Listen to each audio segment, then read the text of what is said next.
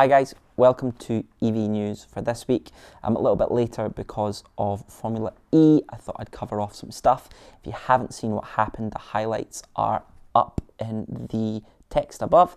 But to have a quick chat about that, I think it's really important to understand that the main four big German manufacturers are now in Formula E, and that's throwing some really tasty stuff into the mix because those guys are all vying for supremacy and none of them want to lose. I'd hate to be the manager of one of those teams right now. Porsche have done an amazing job, Mercedes have done an amazing job, BMW have been in for a wee while, and Audi are really struggling at the moment, so it's interesting to see where that goes. We'll chat about that in a second. First up, Porsche Taycan was on Top Gear. It got glowing reviews from Chris Harris. You can watch a couple of videos behind the scenes where he talks a little bit more, but he is really excited about how Taycan is pushing the boat out and changing the way we perceive electric vehicles. I really can't wait to see the next Hypercar by Porsche. The rumour is that that's going to be electric. Also, the Macan is definitely going to be, they're on record now as saying the next Macan is going to be electric. Then also possibly the Boxster and the Cayenne, which would be, Cayman, which would be utterly incredible. Really cool.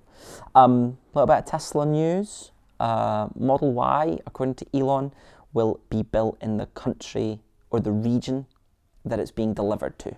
So let me expand a little bit on that. There's obviously Gigafactory in America alongside Fremont, which is where they used to call it Mega Factory, which is where they build the cars. And at the moment, all the cars around the world basically come out of that factory. China, Gigafactory's online now, and it looks like they're going to be developing cars. So they will go out into China, and then Europe will start building its own. Germany, in Berlin, there's going to be a Gigafactory.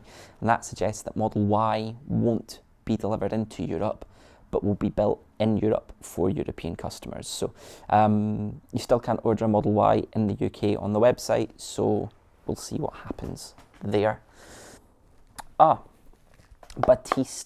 Pininfarina Battista started mule testing. So that car's now out on circuit. It's turning its first wheels. We'll get to see the results of that fairly soon. They're talking a big game about the fact that even if you reduce their power to 80%, it would still be the most powerful car on the market. So be really exciting to see what happens there. Obviously that needs to impress because with other car manufacturers coming out with some Halo products soon, that could be really important. Little bit of funny news. Audi e-trons are reporting that their owners need to take it in for an oil change at 10,000 miles. But obviously, an electric vehicle doesn't need an oil change in the same way that a traditional car does. So really interesting to see how traditional ICE vehicle manufacturers are coping with just thinking they can just drop software onto other platforms. Another final piece of Tesla news. There's been a Model X recall for I think it's about 15,000 cars. It's not that major. It's to do with could be a possible failure in the power steering due to an aluminium bolt. It was something that happened on Model S. They fixed that all. So if you've got a Model X, just double check.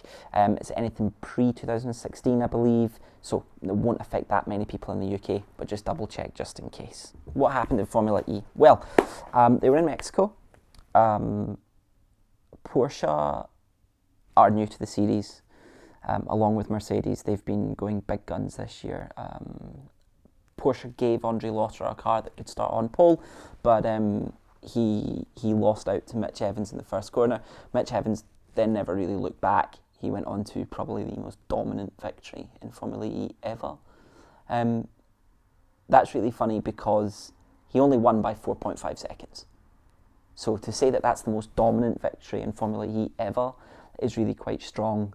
It shows how exciting the championship has been. I'm not going to give him driver of the day. He kind of deserves it, I think. But the man I'm going to give driver of the day to is Alexander Sims. He came from 18th through to 5th. And that was really, in my view, a championship drive. Showing he's matured, showing he's a level that the others maybe weren't taking him too seriously at the beginning of the series, and really solidifying that he is not now the man to beat because Mitch Evans is in front, but on a bad day, Sims can bring it out the bag, can get it out the bag and make sure that actually he's covering off a poor day. So that's really strong. I think that gives him only second in the championship, having struggled in qualifying this race. So we'll see what happens from then on in. DS Chirita seem to have one of the quickest packages again this year. Now that they're getting it dialed in, now they're getting to know the little bit of the car, it looks like they're going to be really quick. However, there's a bit of an internal squabble between Felix da Costa, Antoine Felix da Costa, and Jean-Eric Vergne. Jean-Eric Vergne being reigning champion twice over, only double Formula E champion, and da Costa looks like he's got the measure of him, looks like he's a little bit quicker, and that's causing some upset during the racing. Guys, as always, drop me a little like, drop me a little comment, let me know what you'd like to see on this. Some cool things in the works with some performance stuff happening very, very, very soon. Keep a wee eye out. I'll probably announce that next couple of weeks just to make sure that it's all ticked off and sorted beforehand. But look forward to seeing you soon.